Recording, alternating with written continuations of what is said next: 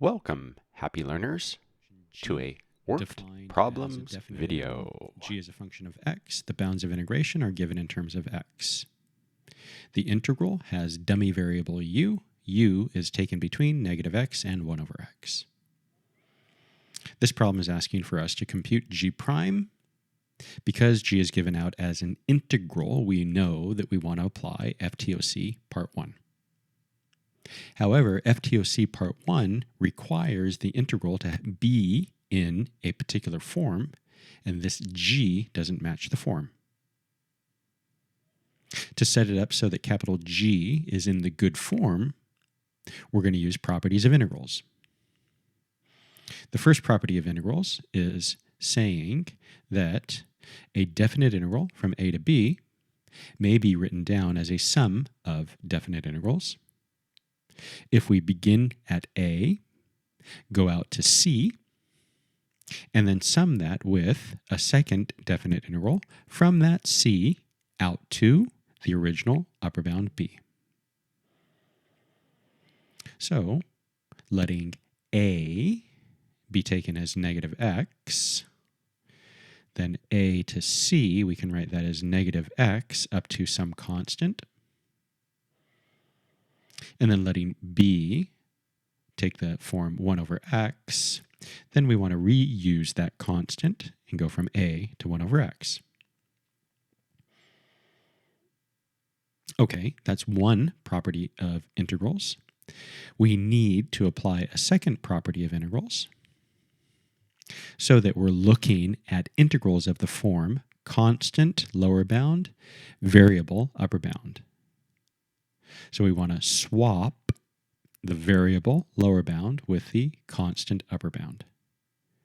And we have a property of integrals which says that may be done from b up to a can become a up to b if we introduce a minus sign.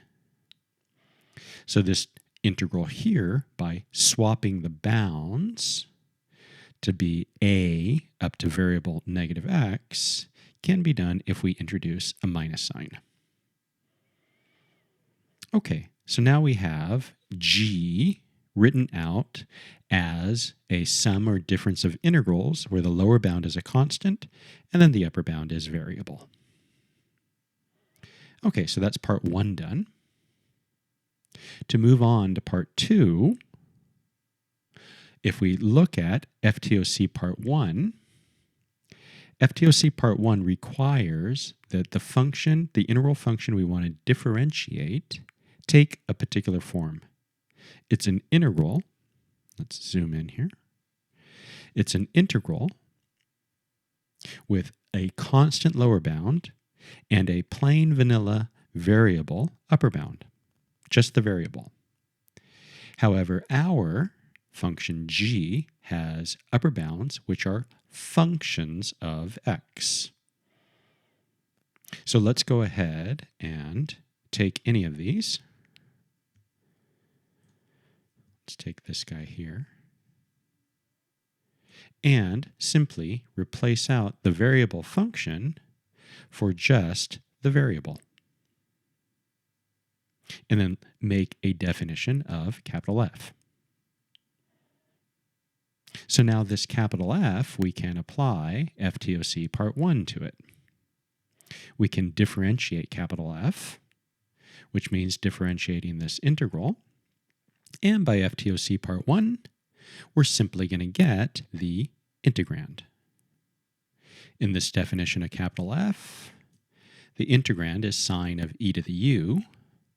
So when we put a derivative on capital F, we'll get the integrand, but written as a function of x.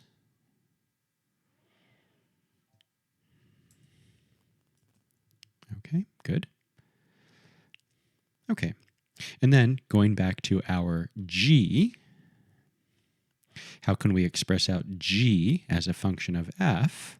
Well, the only difference is that these upper bounds are functions of x rather than x. Thus, this first integral is capital F at 1 over x. This second integral is capital F at negative x.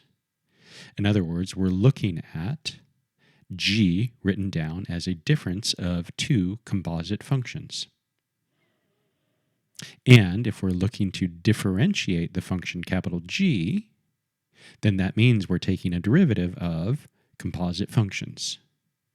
And we know that the chain rule is exactly what we need to differentiate a composite function.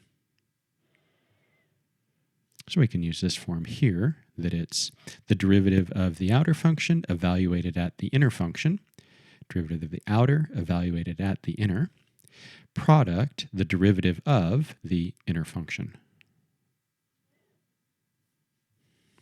So G prime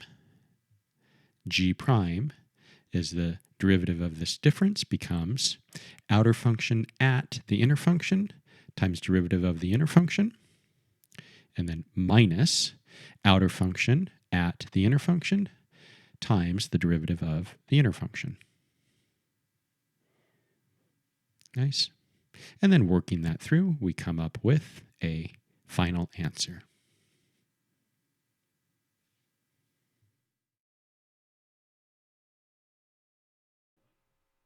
Like and subscribe if you find this useful.